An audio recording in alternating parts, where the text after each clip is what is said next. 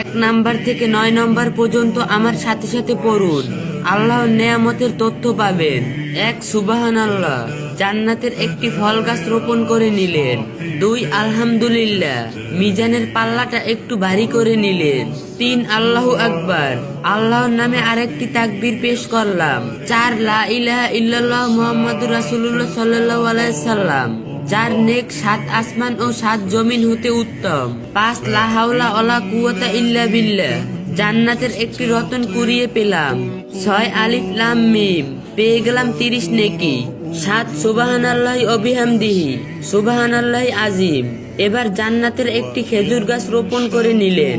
8 যদি পড়ে থাকেন তাহলে এতক্ষণ আপনার আমল নামায় অনেক সওয়াব লেখা হয়ে গিয়েছে।